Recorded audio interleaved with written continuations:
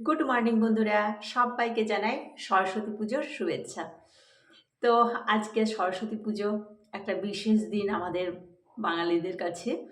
তো আমি সকালবেলাতে আজকে ঘুম থেকে উঠে অনেক সকালবেলা ঘুম থেকে উঠেছি আজকে।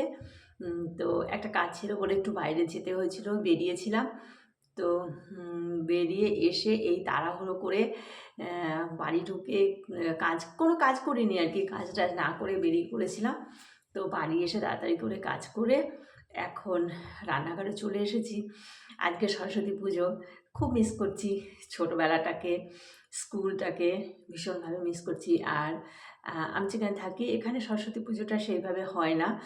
তো মানে খারাপ লাগছে খুবই। ঘরের মধ্যে রয়েছি কিন্তু সরস্বতী পুজোর কোনো রকম কোনো কিছু ইয়ে নেই। আমাদের ওখানে যেমন ধরো সরস্বতী পুজো মানে একটা বিশাল একটা আনন্দের দিন, একটা সেই ছোট থেকে বড় সবারই একটা মনের মধ্যে একটা আনন্দের ইয়ে। তো যাই হোক এখানে সেইভাবে কিছু নেই, কিছু বুঝতেও পারছি না সরস্বতী পুজো বলে কিছু। তো বেরিয়েছিলাম যখন তখন দেখলাম ২-১টা জায়গায় একটু পুজো হচ্ছে, তো সেরকম কিছু না। তো এবার যাই হোক, উম দেরি হয়ে গেছে প্রচণ্ড। তো রান্নাটা তো এখন করতে হবে। তো কাজ-টাজ করতে, করতে অনেকটাই দেরি হয়ে গেল। আর এখনো পর্যন্ত স্নান হয়নি। মানে এত ঠান্ডা লাগছে না, এত ঠান্ডা লাগছে। আর সবচাইতে বড় কথা, কদিন আগে তো শরীর খারাপ থেকে উঠলাম। তো আমার এত ঠান্ডা একটা আতঙ্ক হয়ে গেছে। তো আমার এখনো পর্যন্ত স্নানটাও হয়নি। তো যাই হোক কাপড়-চোপড় ছেড়ে আমি এখন ভাবছি যে আগে রান্নাটা করে নিই। রান্নাটা করে নিয়ে তারপরে হচ্ছে স্নান করব। তো যাই হোক, রান্না বলতে সরস্বতী পুজোর দিন কিন্তু ভাত-টাত খেতে ভালো লাগে না। তো ভাবছি যে একটু খিচুড়ি করব। তো খিচুড়ি, বাঁধাকপি এগুলো একটু করার ইচ্ছা আছে। তো আর সেইজন্য এখন চলে এসেছি রান্নাঘরে। আগে রান্নাটা করে নিই। কী রান্না করছি, কতদূর পর্যন্ত করতে পারবো এখনো পর্যন্ত ঠিক হয়নি। তো যাই হোক ইচ্ছে আছে অ্যা খিচুড়ি, বাঁধাকপি এগুলো করব। তো চলো দেখি কতদূর কী করতে পারি। তারপর তোমাদের দেখাচ্ছি কী হচ্ছে না হচ্ছে। তো দেরি তো অনেকটাই হয়ে গেছে। রান্না করতে, করতেও তো দেরি হয়ে গেল। তো মানে দেরি হয়ে গেলে তখন আর মাথা ঠিক থাকে না। তখন মনে হয় কী করব আর কী করব না। তো যাই হোক, তো রান্না করছি, ঘড়ি দেখছি, দেখছি অনেক বেলা হয়ে গেছে। তখন ভাবছি আজকে স্নান করব না। অনেক কিছু ভাবছি। কিন্তু আবার ভাবছি যে স্নান না করলেও তো হবে না। কারণ আমাদের নিয়ম আছে আজকের দিনে হলুদ মেখে স্নান করতে হবে।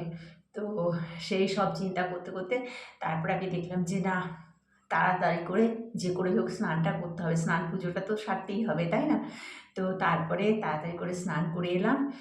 একটু হলুদ মেখে, কাঁচা হলুদ আর কোথায় পাবো? আমাদের তো কাঁচা হলুদ মাখতে হয়। তো যাই হোক আমাদের বাড়িতে আগে হলুদ গাছ হতো, সেইখান থেকে ঠাকুমা হলুদ তুলে দিত। তো সেইটা মেখেই স্নান করতাম। তো সেটা আর সম্ভব হলো না। ওই ঘরে হলুদ ছিল, ওই হলুদ একটুখানি সর্ষে তেলের সঙ্গে নিয়ে ওটা মেখে নিলাম। মেখে নিয়ে স্নানটা করে এলাম। স্নানটা করে পুজো করে এই এসে এখন মানে খাবার নিয়ে বসলাম আর কি। তো খিদেও পেয়েছে প্রচণ্ড। অনেকটাই তো বেলা হয়ে গেছে। তো কিছু করতে পারিনি বিশেষ কিছু। শুধু তোমার করেছি হচ্ছে খিচুড়ি আর বাঁধাকপি। বলেছিলাম অনেক কিছু করব কিন্তু সম্ভব হয়ে উঠল না। ওই খিচুড়ি আর বাঁধাকপিটাই করেছি। তো ওটাই এখন খেয়ে নেব। তো আমি আমার খাবারটা নিয়ে নিচ্ছি। একা, একা খেতে ভালো লাগে না। কিন্তু কিছু করার নেই। একাই খেতে হবে। কেননা ও তো কাজে বেরিয়ে গেছে, ওর অফিসে বেরিয়ে গেছে। তো ছুটি নেই। তো আমাকে একা, একাই খেতে হবে। তো আমি এই যে দেখতে পাচ্ছ কিনা জানি না। একা, একা ক্যামেরা করাও কঠিন আর কি। এই দেখো খিচুড়িটা নিয়ে নিলাম।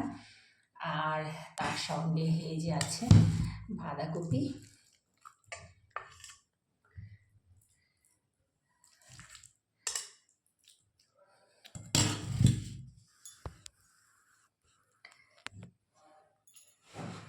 খেয়ে দেখি কেমন হয়েছে।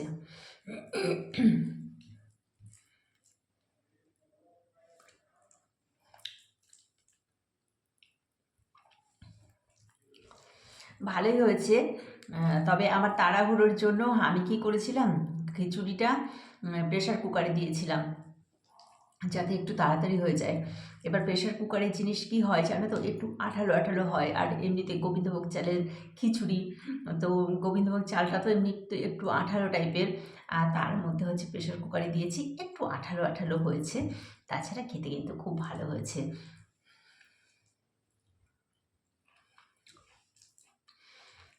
বাঁধাকপিটা সরস্বতীটা পুজোর সময় স্কুলে যেরকম হয় সেই রকমই হয়েছে।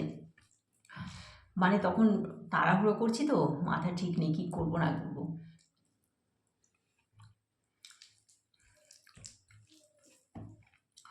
তো চলো বন্ধুরা, আমি খাবারটা খেয়ে নিই।